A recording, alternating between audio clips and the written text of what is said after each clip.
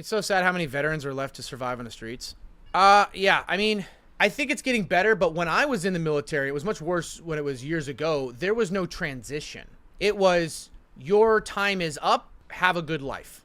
And interesting enough, I did well in the military. I mean, I wasn't like a good, guy. I wasn't like good for the military because like I fucked up a lot, but like the military was good for me. Somebody who has severe like clinical ADHD, because I knew where I had to be, when I had to be there, what my job was, right? Like there was no like, just figure it out on your own. There was like, this is what you have to do, and there's immediate consequences, right? So somebody like me, I will put off things if there's not an immediate consequence if I don't get them done. If I don't answer this email right now, it's like, it's fine, I can answer it tomorrow, right? But tomorrow turns into next month. And then by the time it does turn into immediate consequence, there's a million things and it's a problem. But if there's an immediate consequence, I always get it done, right? Pick up my kids on time, I wake up on time, I start my stream at the same time, I do my morning call at the same time. I things like that, I have to do because it's immediate consequence. In the military, there was a structure. I knew where I had to be, when I had to be, what I was supposed to say, what I was supposed to do, whatever. That was what it was. It worked out well for me. And so for a lot of people, they go into that, and if they don't have something lined up outside the military, it's just like somebody goes into a house in their house in America, right? And they're outside in the field, they're outside in the yard, they walk up, they open the door, they go in the house, they sit there, they do their thing, they go out the back door, and all of a sudden they're in the fucking Arctic tundra and the door's locked behind you. You're not ready for that. You don't have the skills to, whatever. You didn't spend all that time inside building skills to survive in the Arctic tundra or in the desert or whatever. Like it's just a different world. And so, you're young, you're 18 years old, you go in, you're shaped as a man or a woman with this, this is what you do, where you go, you understand there's always a schedule, there's a person, there's a chain of command, who reports to you, who you report to, who has the authority, what they say, what matters, what the consequences are. You just have that thing. Then you drop them off into the world. And the world is in a very unforgiving place. It doesn't work that way. And so what happens is a lot of people don't know what to do. Where do you go from there? Some people would call it institutionalized, right? Like, where do you go from there? There's no guiding. There's no transition period. It's good luck. And if you don't have a family or networking or a job lined up, you don't, you know what I mean? You don't have somewhere to go there. And if you weren't in a specific field that you could transition out, and if you don't get a job right out, you're just lost. Now, you may say, well, tell me how that's different from going to college, Stocky. Well, college is much different because college, you have to kind of figure out things on your own. You're progressing through it. You're applying to places on the way while you're working jobs. You're networking. You're getting to know people. You're using your degree to leverage and stuff like that. It's not the same. Plus, while you're there, you've got your connections and you're just kind of like experiencing the world and kind of morphing with it. It's not like you're in an institution and then you're put out. And so they don't prepare you for that. Colleges have resources to help you get a job and how to apply and how to do interviews and get your resume and do all that shit. The military, it was just, all right, your service ends in a week. Here's your terminal leave. Good luck. So a lot of veterans end up trying to get jobs and it doesn't work out, or they don't make enough money, and or they've got PTSD, or they're just not ready for that. And so what ends up happening is they turn to substances.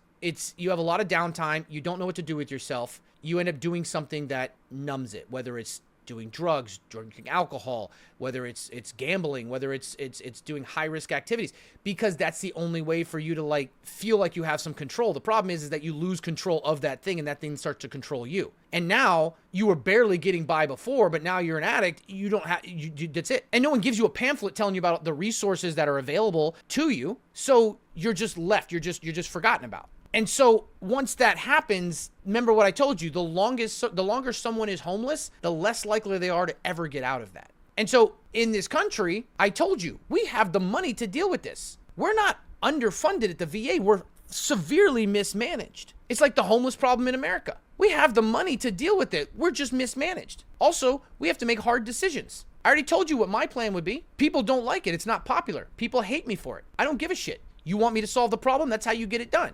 Or you could just continue doing what we're doing and we keep throwing more and more money at it, and it's getting worse and worse and worse. LOL, what's the plan? You stop spreading your resources out so thin. You say, we have to hyper focus all of our money, time, and efforts on the near, newly, and recent homeless, because those are the people you have to stop from getting further down the line. Once people get 6 months, a year, 2 years, 5 years homeless, they're not coming back from that. 1 in 100, 1 in 1,000 maybe. But you're letting so many people get from the people that have the chance to get back in before they get too far. You're not focusing there because you're spreading yourself so thin that more of these people move down here. Now you're throwing more money at this with the chances of it so unlikely to happen while you're missing out on what has to happen here. Not that makes sense. Not sure why it's unpopular. Because it means leaving people behind. It means not spending the resources on the people who have been homeless for a very long time. Nobody wants to do that. It's political suicide. Politicians don't give a fuck about poor people. They only care about poor people during the election because it sounds like they care and they have a soft heart. They don't care about poor people because poor people don't pay taxes, or sorry, homeless people. They don't care about homeless people because homeless people don't pay taxes and homeless people don't vote. They don't give a fuck about homeless people, but they're going to pretend to do it because it sounds a good thing. It sounds like they care. So during election time, they talk about the homeless people. Do you want to look at California? I'm not shitting on California, but California's mismanagement of funds for homeless people is something to be studied for decades. It is insane. They were once paying $150,000 a year to house homeless people in apartments, in studio apartments. People that have been homeless for 4 or 5 years. And guess what? Once that year was up, they were all homeless again. I'm not saying that we should let homeless people, suffer, but that $150,000, they could have split that up with people that were about to be homeless, that just lost their job and have kids and stuff like that, and say, you're getting into one of these places. We're giving you a year. You have kids to take care of. You have the opportunity to get a job. It's a better, that person could have rebounded. But instead we put it on somebody this is the kind of thing that happens. And people don't like it because they're saying, well, you don't care about people that have addiction and PTSD and substance abuse and trauma. I'm not saying that at all. I'm saying if you want to fix a problem, you have to make tough decisions. And what we've been doing isn't working. So if you want to cry me a fucking river and say, Stocky, that's terrible. You were homeless. You did it. Yeah, I was homeless for a short period of time. Like homeless for a short period of time. But the resources that were available were able to give me just enough to get back and get my head above water and allow me to continue to go. But other people in my situation didn't get there because the resources weren't available, because the resources were spent attempting to do. You have to focus on the local community, charities, food drives, food banks, shelters that are run by the community to help the people that are there. But nobody wants to hear, oh, you're just letting those people be too far gone. I'm telling you that if you want to handle a problem like that, you have to focus on how you prevent that from continuing or getting bigger. How do you shrink that in the future? And if you focus on the people that are about to be at risk, newly or recently homeless, and hyper-focus and actually fucking, audit and make sure everything's going the right way, focus on those people, that's when you prevent them from getting beyond help. You see what I mean? There will never be enough resources to solve homelessness in a capitalistic system. You think that in other systems there's no homeless people? I'm not even here to argue the systems. I feel like that was a dumb take. Actually, great take on homelessness without gladiator-style fights. Is this the wrong stream? No, gladiator-style fights are for old people and Social Security benefits. So basically, fix the root of the problem instead of covering up the symptoms. Seems reasonable.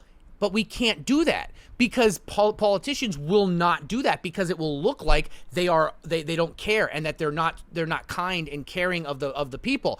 And so what they do is they can't touch it. It's the same thing we touched on yesterday with fixing the VA. The VA is not underfunded. The VA is fucking horribly mismanaged. Horribly mismanaged. Because they're too afraid to actually get the money working where it's supposed to because they're afraid somebody might get left behind and it's political suicide, so they just decide to keep throwing more money at it. So now the taxpayer is putting more burden and the care is not getting better. But nobody wants to talk about these things because they don't want to get voted out. They don't want to lose it. Nobody wants to talk about these things. These are actionable things. But if you talk about it, you're a bad person. I don't give a fuck if you think I'm a good or bad person. I'm a doer. I'm not a fucking sayer. That's what I would do. Thankfully, nobody's going to give me the fucking reins. But that's the kind of shit you have to do. If you want to fucking fix a problem, you have to do that. It's like if somebody has fucking cancer and every time they get a fucking lesion or some shit like that, you put a Band-Aid on it. You got to attack the cancer, right? You don't fucking, you get your arm cut off. You don't fucking be like, oh shit, let's wipe up the blood on the floor. Oh, let's put a tourniquet on it. You got to, you know what I mean? Like you got to fix the problem, but nobody wants to do it because they're afraid it's going to make them look bad. No, I'm not saying that I am some kind of fucking savant or some fucking answer to problems. I'm just saying that these are the kind of conversations that need to have, but nobody wants to have them because it makes you seem bad. It makes you seem uncaring, unloving, unwhatever. And the problems will never fix themselves.